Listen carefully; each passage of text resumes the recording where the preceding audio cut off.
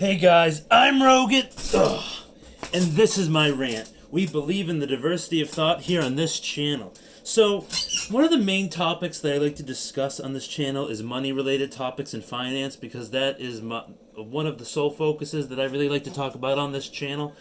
And yeah, so that's what the topic is just going to be about today. I'm just going to rant about a specific thing related to the current state of the economy and what's going on with the pandemic right now and how it relates to precious metals and other forms of investing.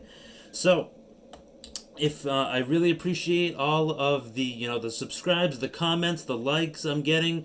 I really appreciate that, guys. It means the world to me. I really enjoy making content, and finances is not the only thing I'm going to be talking about on this channel, but it was one of the main focuses that I originally had in my mind about when I first started this channel.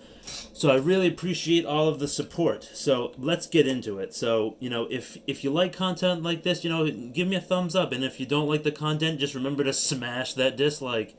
And, if you want to see more content like this, hit that subscribe button. And if you want to be notified regularly when I post new content, hit that ding-a-ling bell. It might work, it might not. I might be in the good grace of the YouTube gods at the moment, but that could very well change very quickly. You know how YouTube works these days. And I made a video about that, so shameless plug. So, getting into it. I want to talk about the importance of a savings account or savings/emergency fund and relating it to what's happening in the economy today. So, in 2019, at the end of 2019, the economy was already on shaky grounds. If you believe everything that the mainstream media tells you about we were in the greatest economy ever, it's a lie, because, the banks were having a huge liquidity issue, and the Federal Reserve had to do overnight repo market injections into the banks to keep them solvent, keep them liquid. They were having, issues with that type of stuff. And a lot of major industries like manufacturing and trucking were starting to see a depression, and now we're seeing a depression in commercial real estate.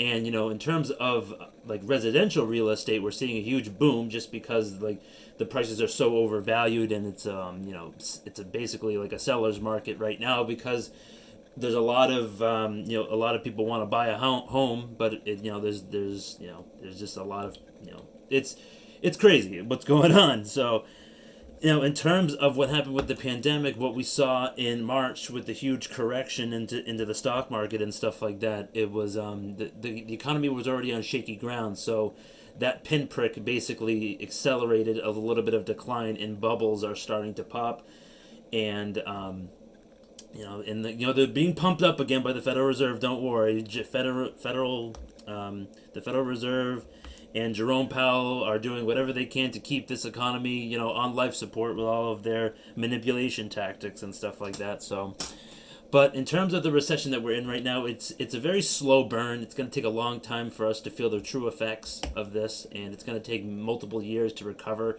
basically to where we were. And a lot of people. Now, there was a statistic, before this pandemic and currently in the pandemic. 80% of Americans, they live paycheck to paycheck, and that's not a good idea. And I know it's tough on a lot of people. Like, they have bills, they have these car payments and housing payments and stuff like that, rent, you name it, right?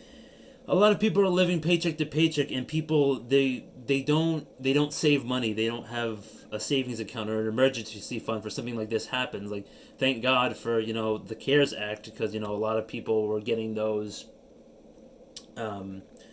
bonuses when it comes to like their regular state and state unemployment benefits and stuff like that, and that's long run out by now. They ran out in July, and now right now we're facing a housing crisis at the end of the year, because the 14 million people are risking getting evicted from their apartments, and then another 6 million people, they have their mortgages in forbearance for actually owning homes. So that's going to play next year. That's going to play into the effects of housing long term and stuff like that.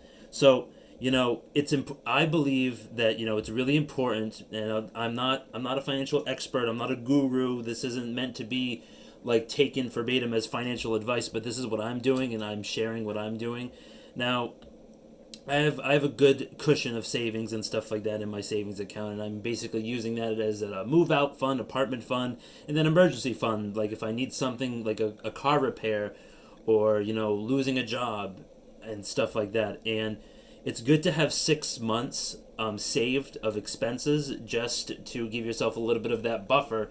And I know it's hard for some people to save a lot of money with all their bills and expenses and stuff like that, but you can always find a way to cut you cut your spending in different areas when it comes to various different bills and expenses that you accrue over month to month. So and then once you have that 6 months built up, once you have that good cushion saved, that's when you can start investing into investments like these, or the stock market, like having your money grow and work for you, dividend paying stocks. I've talked about that before, in my passive income streams and stuff like that. Now, all of this money printing is not going to be good. Now, all of this money printing and uncertainty in the economy, it's good for precious metals, but it's not good for the dollar.